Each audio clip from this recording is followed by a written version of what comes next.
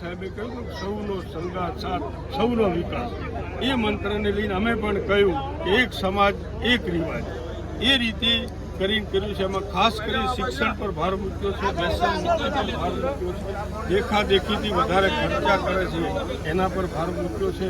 કોઈ પૈસાવાળો મોટો ખર્ચો કરી નાખે, એ જ કુટુંબનો નાનો માણસ હોય એ થોડોક સંકોચાતો, કે એને 10 દાગીના હાલે તો મારે 3 તો હાલવા પડે એમ કરીને એને તકલીફમાં આવતો હતો, ક્યાંક દેવું થતું હતું. આ બધે વિચાર્યું કે આપણે એવું કરીએ કે તમામ ગુણો, કારણ કે સગાવાલા તો બધા ગુણોમાં છે, તમામ ગુણો સાથે મળીને એક સમાજ એક રિવાજ જેવું કરીએ, એવું બંધારણ કરીએ કે બધાને એક સમાન લાગે.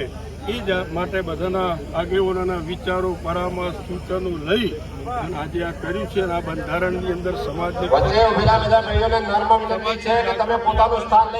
શિક્ષણનો ગમે ત્યાં ઉભા રહો, તમે પોતાનું સ્થાન લઈ લો, પછી પાછળથી જગ્યા મળશે નહીં.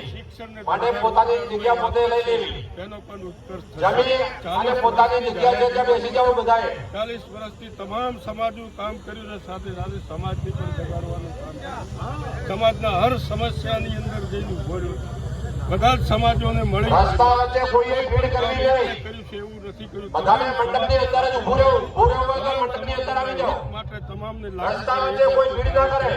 અને આજે પણ આખા સમાજને ફાયદો થાય, ખર્ચા ઓછા થાય, વ્યસન મુક્ત થાય, એ બધું કાર્ય કરી રહ્યા છે.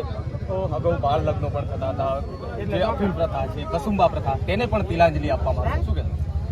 એને ઘણા 15-20 વર્ષ પહેલા પણ શ્રદ્ધાંજલિ આપી દીધી હતી કે કોઈ બાળ લગ્ન ન કરવા, કસુંબા બંધ કરવા, પણ ક્યાંક બીજા પ્રસંગોમાં રહી જતું હતું, બીજા પ્રસંગો હોય તો થતું હતું. એને પણ આજે બધી જાતની પુરાજલી આપશે. બાળ લગ્ન તો થતા ઘણા વર્ષો પહેલા થતા હતા, પણ છેલ્લા 15-20 વર્ષ પહેલાથી બંધારણો બાંધ્યા ત્યારથી તો બાળ લગ્નો બંધ છે. અને આજ તો સદંતર કોઈ લગભગ કોઈ કરતા પણ નથી, પણ ક્યાંક નાના મોટું હોય પણ આજે બધું નીકળી જશે. બાળ લગ્ન નહીં, કસુંબા પ્રથા નહીં, કોઈ પણ વ્યસન નહીં, સમાજની એકતા, એક સમાન, ઓછા ખર્ચા અને શિક્ષણ તરફ વધારે લાકડી મેલી અને આ પેન તરફ વધારે. આ પેન હશે તો દુનિયામાં પહોંચી જશું. હવે લાકડીથી હેડે એમથી, પહેલા લાકડી ઘણીએ ચલાવી, હવે લાકડી હેઠી મેલીને પેન લેવી છે.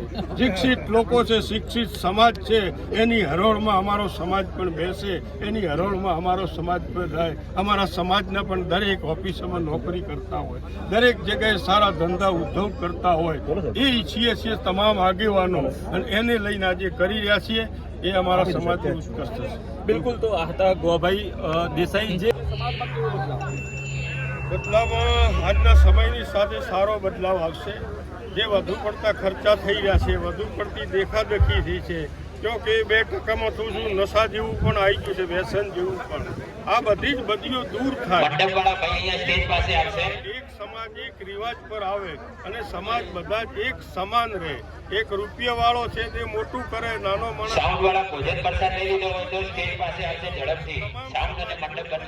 નાનો હોય, એક સમાન. અને સામે જે રસ્તામાં વચ્ચે ઉભેલા છે એમને નમ્ર વિનંતી કે પોતે ભોજન પ્રસાદ લઈ લીધો હોય તો પોતપોતાની બેઠક વ્યવસ્થામાં સ્થાન લેવા નમ્ર વિનંતી.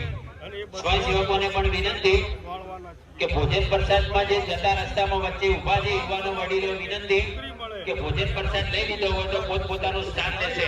આઈપીએસ, મોટી નોકરીઓ, મોટા ઉદ્યોગપતિઓ, મોટા ધંધેદાર અને સારા રાજકારણી પણ બને, એ અમે ઈચ્છીએ છીએ. અને એ સમાજની મૂડી છે, રૂપિયા એ મૂડી નથી, સમાજની મૂડી છે. શિક્ષિત માણસ, સમાજનું કામ કરવા વાળો માણસ, એની પાછળના પરિવારને સાચવવા વાળો માણસ, એ મૂડી ઊભી કરવા માંગીએ છીએ. ડોક્ટર બને, એન્જિનિયર બને, તમામ ઉચ્ચ કક્ષાના હોદ્દાઓ લે, ઉચ્ચ કક્ષાનો ધંધો વેપાર કરે, સારામાં સારું પવિત્ર રાજકારણ આ મૂડી ઊભી કરવામાં અને થશે, એમાં અમને પૂરો ભરોસો. ભાજપ પ્રદેશના સંજયભાઈ દેસાઈ